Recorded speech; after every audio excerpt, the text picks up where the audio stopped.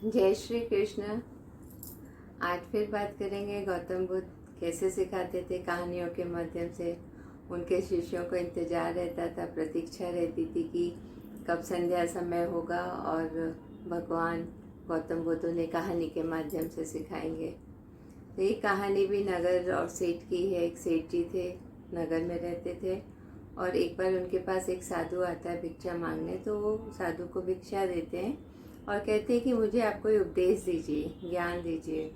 तो साधु ने कहा ठीक है, मैं एक सप्ताह बाद आऊँगा, फिर तुम्हें ज्ञान दूंगा।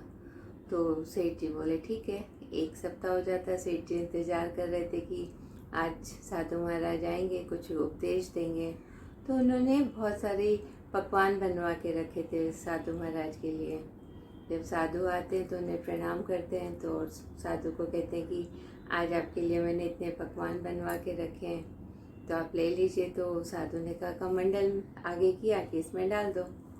तो जब सेठ जी कमंडल में वो पकवान डालने गए तो देखा तो कमंडल में कूड़ा करकट कचरा सब भरा हुआ है। तो सेठ जी ने कहा इसमें कैसे डालूँ, इसमें तो जो पकवान है वो भी खराब हो जाएंगे। तो साधु ने कहा कोई बात नहीं, उस कूड़ा करकट को हटा दिया, साफ कर दिया। बोले अब डाल दो। तो अब डाल दिया उन्होंने। साधु महाराज जाने लगे। तो बोले महाराज आज आपने कहा था उपदेश देंगे, मैंने तो उपदेश दे ही दिया तुम्हें।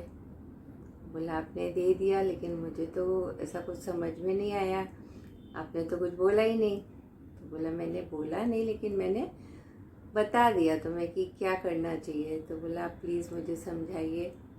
तो साधु महाराज ने कहा जब कमंडल में कूड़ा करकट था तो तुमने कोई अच्छी वस्तु उसमें नहीं डाली।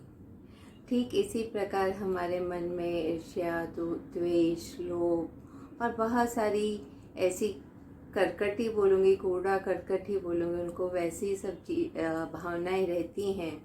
तो उसमें फिर अच्छी चीज़ें कैसे समाहित हों, तो उनको हमें निकालते रहना होगा, अपने मन को साफ करना होगा ध्यान से, तपस्या से, साधना से।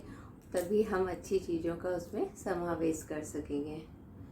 तो ये बात सेठ जी को बहुत अच्छे से समझ में आ गई। जो गौतम बुद्ध के शिष्य थे उन्हें भी बहुत अच्छे से समझ में आ गई कि अपने मन को साफ रखते रहो, उसके लिए तप साधना करते रहो, ताकि अच्छी भावनाओं का, ज्ञान का उसमें समावेश होता रहे। सबका मंगल हो।